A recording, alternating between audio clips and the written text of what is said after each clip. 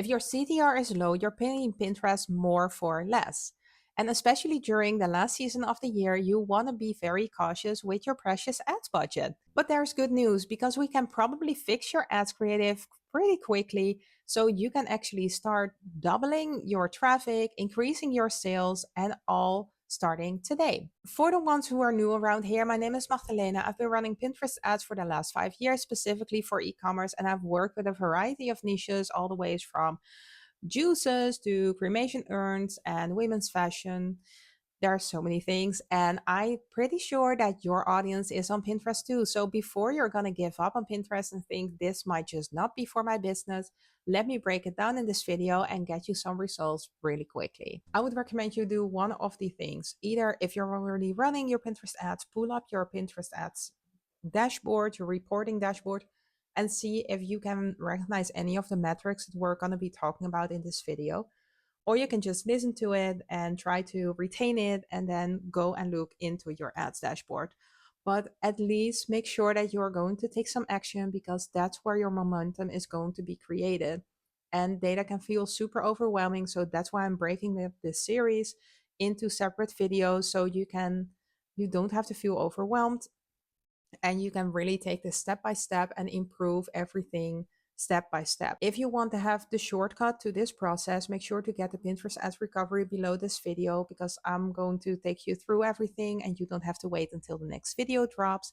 And you also get some extra resources in there. But in the meantime, we're just going to break everything down. So even if you're watching the YouTubes, you're going to walk away with a very implementable system and you're going to be able to really optimize your pins. About pin creative, the first metric that's going to pop to mind is obviously the CTR. And there's a couple of things that the CTR can be telling us. Either if we have a very low CTR, our ad is not appealing, and a low CTR on Pinterest is underneath 1. And I know that sounds incredibly low compared to Meta, but you have to keep in mind that it's very different because the pin, if you're scrolling through Pinterest, you can see that there is so many pins popping up at the same time. So actually getting an impression doesn't necessarily mean that the person has really seen your pin. And that's why your like a CTR of 1 can actually be really good and give you very, very good results. So if your CTR is below 1 or below, like I would say 0.7, you really want to do something about your ad creatives. A low CTR is actually means usually that it's not resonating with your audience. So maybe you have repurposed your content from another platform and you're going to have to be a little critical and see, okay, is this actually something that would connect with the Pinterest audience and the way that people are searching on Pinterest? Or is this way more like an entertaining video? Because people on Pinterest have very often search intent. They are looking for a solution or they're looking for a product, inspiration. They're not there to be watching TikTok dances and trending stuff. So, well, they are watching trending stuff, but trends on Pinterest are different from Instagram or TikTok or so this is something you want to keep in mind. Another thing that could be happening is that your pin is actually too basic and it's just not appealing to people. If you're selling, I don't know, backpacks and it's just a white background and the backpack is on the image and that's it. It could be that it's just not appealing enough and people are just not clicking on it because they're like, okay, whatever. And it's not selling your product. So you want to be creating some pins that are inspirational, showcasing how people can use this in their lifestyle or how they can use this product, how this product is giving them a solution. This is something to really keep in mind when you're creating your pins and you're seeing that your CTR is low. If you have a low CTR, but you're getting a lot of comments, hearts, and saves on your pin might actually be too inspirational. So this is the moment that you're gonna have to ask yourself, like, maybe my pins are too pretty, which sounds ridiculous, but it is what it is.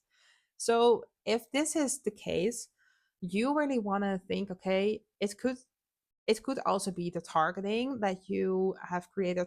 Like if your pin is already very product focused and you know that you're not just creating aesthetically pleasing pins that are not showcasing your product. So it could be that your targeting is off, but most likely you're actually creating a pin that is too pretty. There's going to be an example here, And I want to challenge you to guess what product is sold on this image because it could be any of them. And to me, it's not clear at all. Keep this in mind when you are actually, people are using Pinterest, they're scrolling through the platform. And if this pin pops up, how on earth should they know if they should be taking action? And if they don't, and it's just very aesthetically pleasing, people are just going to save it to their mood board and like think, okay, you know what, we're going to purchase this in 5 years or maybe not at all. And this is the exact recipe to attract window shoppers. So now that we have covered the low CTR, you could also have a high CTR. And if you have a high CTR but you are just not getting any sales, something is off as well. People are actually taking action on the pin, so hurrah, you're actually creating a pin that makes people engage and click through to your website. They're interested in your product. But now, if they're landing on your website, so if people are now landing on your website and they're just not purchasing at all or not adding to cart at all, something is off as well. So it could either be that they're confused because you have an aesthetically pleasing pin that's not really clearly having the product front and center. But it could also be that it feels very different. With so many scammers online today, people really need to feel like they can trust you before they spend their money with you. And there's already so many scammers on Pinterest as well. They're showing very pretty images, and the product they're sending is just straight up crap. This is so disappointing, but it's just a reality. And people on Pinterest shopping know this as well. So you want to make sure that you are actually creating trust by making sure that your branding is cohesive, then the feeling of your pin is also cohesive with the product page. So if you're designing your ad creative, you want to keep in mind, okay, what imagery am I actually going to use to put my product front and center? If you want to keep it really easy, just use the same image that you're also using as the front image of your product on the product page, or one of the other product images that you have in the carousel of your product page. If you're actually making sure that there is a congruency, like there's a cohesive thing going on between your pin and the product page, people will feel very safe to spend their money. Make sure that it's actually a landing page that has your brand vibe.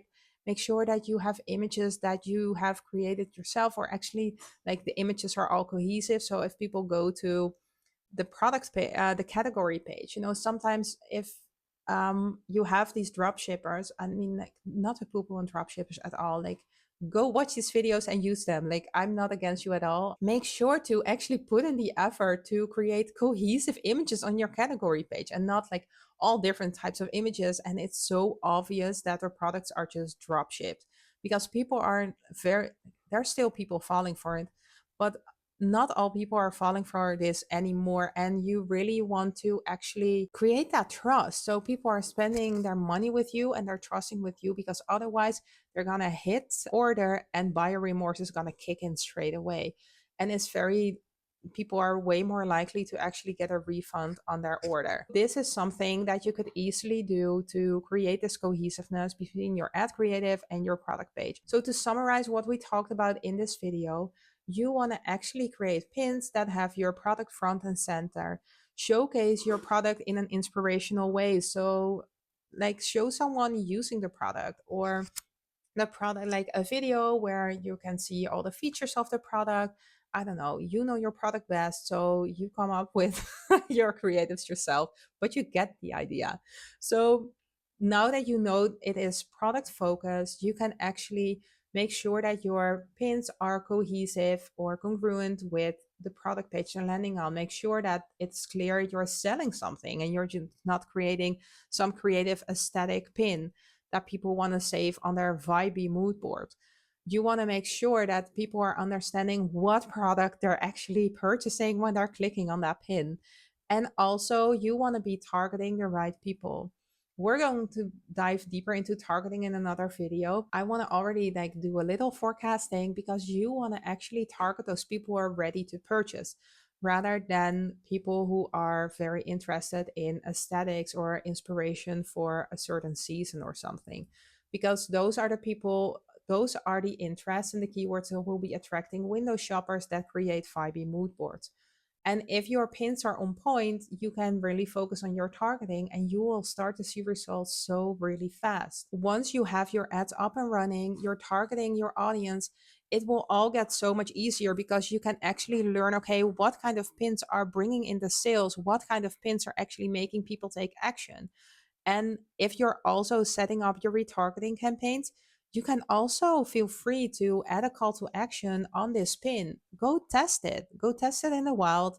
See what happens if you put shop now on your pin, or if you have discover more or learn more, etc. So go and test it and see if that call to action could actually make people take action faster.